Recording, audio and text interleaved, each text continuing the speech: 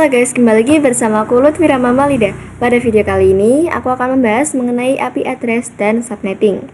Nah, pada video kali ini akan ada 7 pembahasan, yaitu yang pertama ada pengenalan IP address dan subnetting, yang kedua ada IP public dan private, yang ketiga ada classful dan classless addressing, lalu yang keempat ada kasus subnetting, yang kelima konsep block subnet, yang keenam ada IPv4 delivery type, dan yang terakhir atau yang ketujuh ada konsep switch dan router. Kita masuk ke pengenalan IP address dan subnetting. Ketika suatu perangkat ingin terhubung ke perangkat lainnya, baik itu menggunakan wired, kabel, ataupun wireless tanpa kabel, tentu saja memerlukan identitas nama pada setiap perangkat. Identitas tersebutlah yang dinamakan IP address. Nah, jadi IP address itu digunakan agar antar device jika ingin berkomunikasi bisa menggunakan IP address. Nah, IP address yang tersedia saat ini itu terbagi menjadi dua versi, yaitu ada IPv4 dan IPv6. Nah, pada IPv4 pada umumnya tertulis dalam bentuk 4 oktet. Di setiap oktetnya terdiri dari 8 bit, maka jika dijumlahkan itu ada 32 bit. Angka yang terdapat di setiap oktet itu merupakan angka desimal antara 0 sampai 255, tidak kurang dan tidak lebih. Nah, terdapat berbagai istilah di IP ini, yaitu prefix, subnet mask, IP network, IP broadcast, dan IP range. Untuk penulisan IP address yang benar di IPv4 itu perlu disertai dengan prefix. Misalnya di sini ada sebuah komputer yang memiliki IP 192.168.1.1. Misalnya di sini ada slice 24. Nah, slice 24-nya itu merupakan sebuah prefix. Apa itu prefix? Prefix merupakan jumlah IP yang bisa digunakan. Misalnya tadi slice 24 itu bisa digunakan sebanyak 256. Nah, kalau di Mikrotik itu menggunakan prefix, sedangkan di Cisco itu biasanya menggunakan subnet mask. Untuk mengetahui prefix yang sesuai dan efektif, diperlukannya subnetting. Nah, subnetting itu merupakan upaya atau proses untuk memecah sebuah network dengan jumlah host yang cukup banyak menjadi beberapa network dengan jumlah host yang lebih sedikit. Teknik subnetting membuat skala jaringan lebih luas dan tidak dibatasi oleh kelas-kelas IP atau IP classes, yaitu A, B, C, dan lain-lain yang sudah diatur. Jadi, subnetting merupakan cara atau metode yang digunakan untuk menentukan prefix atau subnet mask yang paling sesuai untuk digunakan. Contohnya, kita memiliki jaringan komputer kelas yang memiliki 6 komputer yang saling terhubung. Agar 6 komputer tersebut bisa saling berkomunikasi, berapa prefix dibutuhkan? Nah, kalau memakai slice 24 yang tadi itu memiliki 256, sedangkan komputernya itu ada 6, maka akan mubazir jika menggunakan yang slice 24. Maka kita itu bisa menggunakan yang slice 29 karena jumlah IP yang tersedia itu adalah 8. Kita lanjut ke materi kedua, yaitu mengenai IP public dan IP private. Nah, pada materi kali ini akan saya fokuskan ke IPv4. Nah, IPv4 itu terbagi menjadi dua, yaitu seperti yang di judul ada IP public dan juga IP private. Nah, IP public merupakan IP yang digunakan di internet dan bisa diakses dari mana saja. Jadi, misal kalian mengakses facebook.com, youtube.com, dan lain-lain, maka secara tidak sadar kalian sedang mengakses IP public dari masing-masing yang dimiliki oleh mereka, asalkan device kalian seperti HP, komputer itu terhubung ke internet. Sedangkan IP private biasa digunakan dalam jaringan lokal dan tidak dapat diakses langsung dari internet. Nah, ciri dari IP private itu hanya bisa diakses ke dalam jaringan lokal itu sendiri. Contoh jaringan lokal adalah lab sekolah yang terdiri dari beberapa device. Nah, IP private itu dikategorikan menjadi 3 kelas. Di setiap kelasnya itu didefinisikan dengan range IP. Di sini itu terdapat kelas A yang range IP-nya itu 10.10.10.0 sampai 10.255.255.255. Nah, misalnya range-nya itu melebihi yang ini 255.255, maka dia itu bukan merupakan IP yang kelas A. Lalu ada IP kelas B dengan range IP-nya itu 172.1 6.0.0 sampai 172.31.255.255. Lalu untuk kelas C itu ada 192.168.10.10 sampai 192.168.255.255. Nah, sebenarnya ini tuh masih ada kelas D dan juga E, tetapi itu hanya untuk pengujian saja. Jadi, perangkat dalam jaringan lokal akan menggunakan NAT untuk mengakses internet. Cara kerjanya itu ketika perangkat di dalam jaringan lokal seperti komputer, atau laptop ingin berkomunikasi dengan internet, router yang terhubung ke dalam jaringan lokal tersebut akan menerjemahkan IP private mereka ke IP publik yang digunakan internet. Untuk topologinya, misalkan ada 6 komputer yang mau terhubung ke internet. Mereka harus terhubung ke switch itu menggunakan kabel atau tanpa kabel, lalu switch akan menghubungkan ke router. Dari router akan menghubungkan ke ISP, lalu ISP akan menghubungkan ke internet. Nah, untuk NAT biasanya itu dikonfigurasi di router. Kita lanjut ke materi yang ketiga, yaitu mengenai classful dan classless. Nah, seperti yang sudah saya jelaskan pada materi sebelumnya, IPv4 itu dibagi menjadi IP private dan juga IP public. IP public dan IP private itu sama-sama diklasifikasikan dalam bentuk kelas yang terbagi menjadi 5 kelas, yaitu A, B, C, D, dan E. Nah, untuk kelas D dan E itu biasanya digunakan untuk pengujian, sedangkan yang bisa digunakan itu adalah kelas A, B, dan juga C. Nah, di tabel ini merupakan range IP public dan juga IP private. Di sini untuk kelas A itu range IP-nya itu antara 0 sampai 127, B itu 128 sampai 191, yang C 192 sampai 223, yang D itu 224 sampai 239, dan yang itu 240 sampai 255. Untuk range IP private yaitu yang ada di sini itu untuk kelas A-nya itu ada 10.0.0.0 sampai 10.255.255.255. Lalu untuk kelas B-nya itu antara 172.16.0.0 sampai 172.31.255.255. Lalu yang terakhir yaitu kelas C ada 192.168.0.0 sampai 192.168.255.255. Nah, di sini tuh terdapat sebuah istilah yaitu CIDR. Itu CIDR yaitu merupakan nama lain dari prefix. Kalau ada default CIDR atau subnet mask itu dinamakan classful addressing. Jadi pengalamatan IP address berdasarkan kelasnya. Jadi di sini subnet masknya itu adalah 255.0.0.0 itu merupakan CIDR-nya sama dengan 8. Nah, misalkan di sebuah lab itu terdapat 200 host yang menggunakan IP private. Misalnya saya di sini akan menggunakan kelas A dan prefixnya itu adalah 8. Sedangkan jumlah host yang disediakan prefix 8 itu mencapai 16 juta. Untuk jumlah hostnya yang disediakan oleh CIDR itu kalian bisa lihat di internet.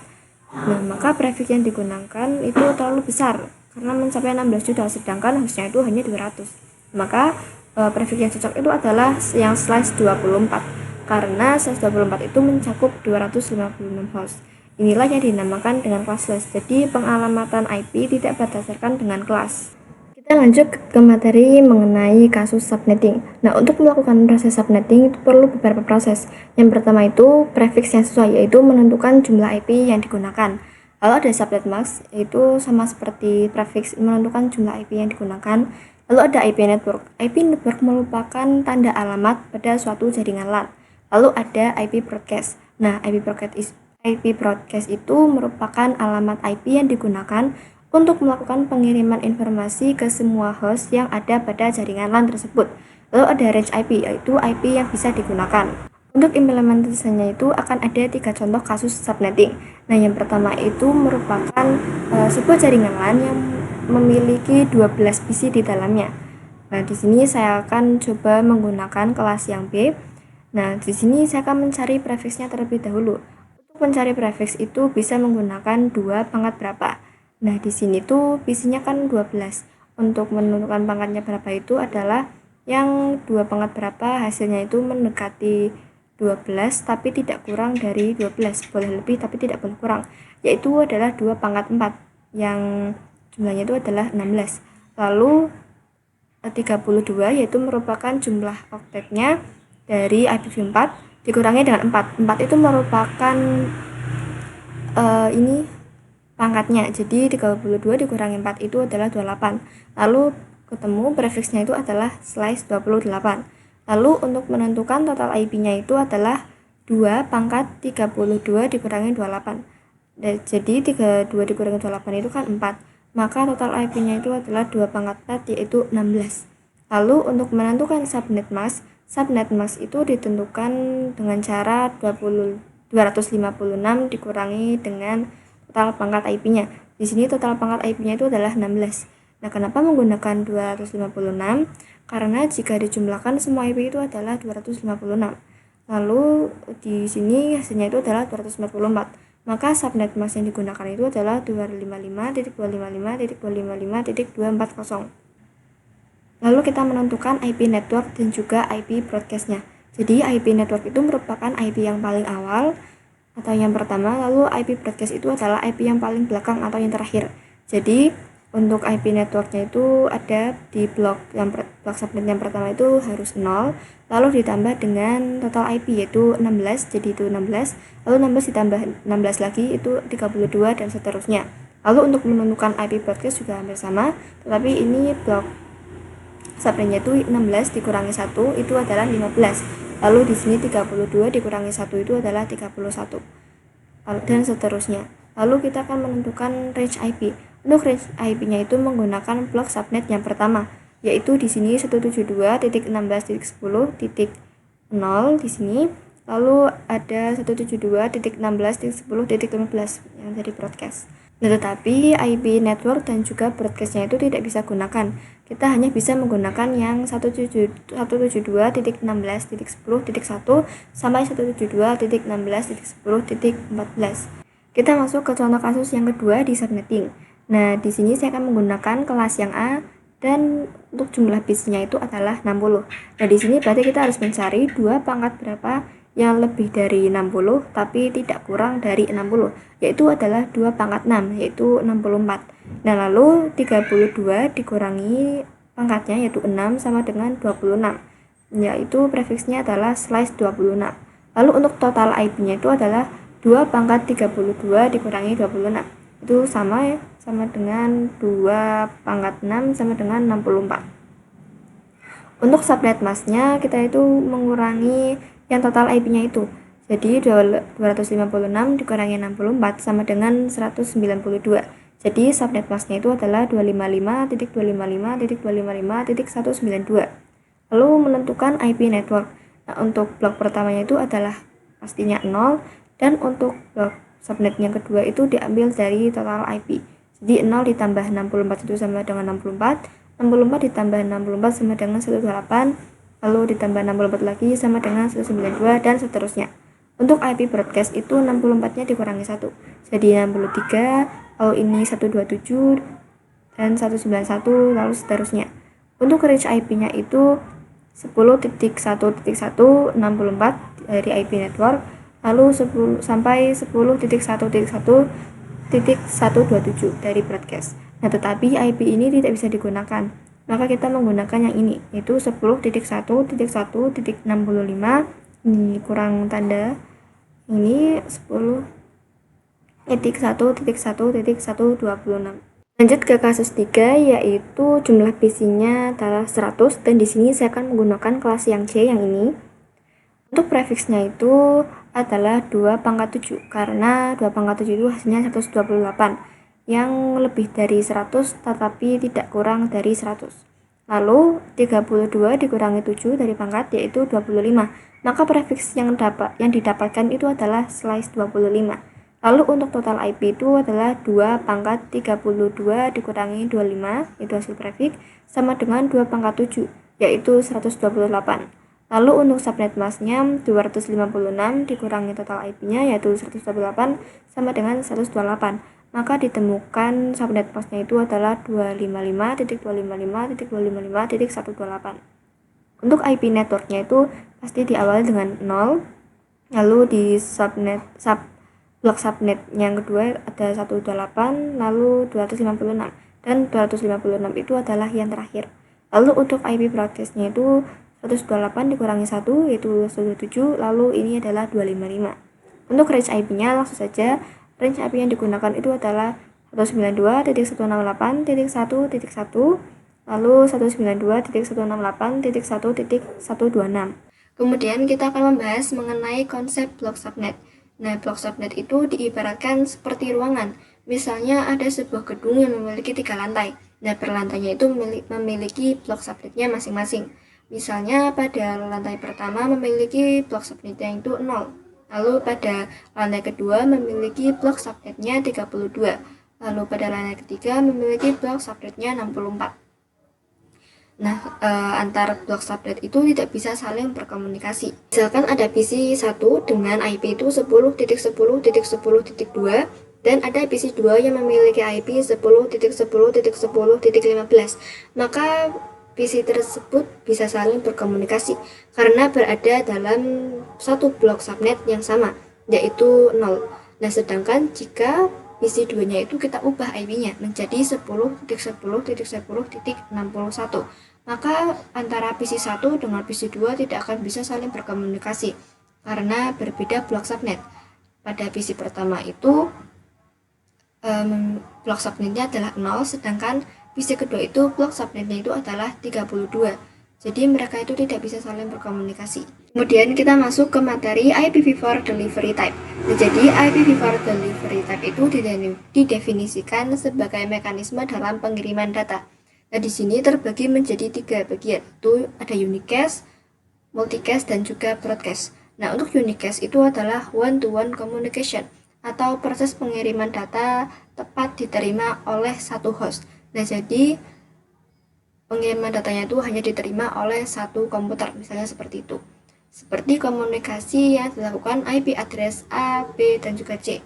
Lalu ada multicast, yaitu one-to-many communication. Multicast itu berarti proses pengiriman data dari satu host ke beberapa destinasi dituju. Misalnya ada sebuah grup dengan 4 komputer, tetapi yang dituju itu hanya 2 komputer saja. Maka multicast itu hanya akan mengirim data dari satu host ke 2 komputer yang dituju tadi. Lalu ada broadcast atau one-to-all communication. Ialah proses pengiriman data yang diterima oleh seluruh host pada jaringan atau satu blok subnet yang sama. Misalnya sebuah grup itu tadi memiliki 4 komputer, tetapi 4-4-nya itu adalah sebagai tujuannya. Maka broadcast itu akan mengirimkan semuanya ke 4 komputer tadi. Kita masuk ke materi yang terakhir mengenai konsep switch dan router. Nah, jadi pada jaringan komputer itu ada beberapa device yang digunakan. Seperti pada pembahasan kali ini yaitu switch dan router. Jadi switch itu berfungsi mengkoneksikan perangkat yang satu network, sedangkan router itu mengkoneksikan perangkat yang berbeda network. Misalnya ada 2 PC yang memiliki blok subnet yang sama dan akan berkomunikasi itu bisa menggunakan kabel. Tetapi jika ada lebih dari 2 PC memiliki blok subnet yang sama, itu bisa menggunakan switch karena mengkoneksikan perangkat yang satu network. Lalu jika ada sebuah kumpulan komputer yang terhubung juga dengan switch tetapi memiliki blok subnet yang berbeda, itu bisa ingin saling berkomunikasi dengan blok subnet yang lain bisa menggunakan router karena router itu mengkoneksikan perangkat yang berbeda network. Sekian pembahasan pada video kali ini, jangan lupa like, comment, dan subscribe ya. Bye.